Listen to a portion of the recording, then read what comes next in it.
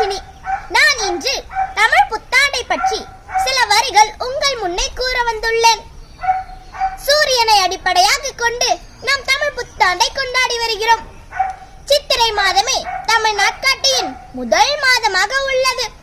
ராசி சக்கரத்தை பொறுத்தவரை சூரியன் மேசராசிக்குள் நுழைந்து வெளியேறும் காலம் சித்திரை மாதமாகும்.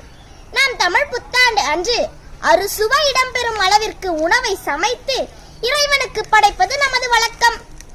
இந்த அறுசுவை உணவை படைப்பதற்கு காரணம், வாழ்வில் நம்மை நோக்கி வரும் அனைத்து தருணங்களையும் நாம் வாழ்ந்து காட்ட வேண்டும் என்பதை உணர்த்துவதற்காகவே இந்த படையல்கள் வைக்கப்படுகிறது.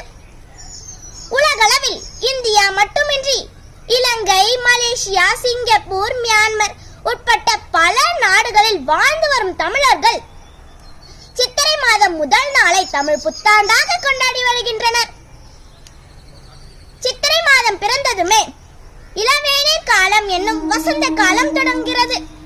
வசந்த காலத்தில் மாமரங்கள் மாந்தளிர்களும் மலர்களும் பூத்து குலுங்கும். அதே சமயத்தில் வேப்பம் மரங்களில் வேப்பம் பூவும் பூத்து குலுங்கும். இந்நிகழ்ச்சி மனித வாழ்க்கையில் இனிப்பும் கசப்பும் சேர்ந்தே இருக்கும் என்பதை உணர்த்துவதற்காகவே இந்த தமிழ் புத்தாண்டில் நம் மனதில் உள்ள தீய எண்ணங்களை விலகி நற்குணங்கள் ஓங்கி வளர வேண்டும் என்பதை கேட்டுக்கொள்கிறேன்.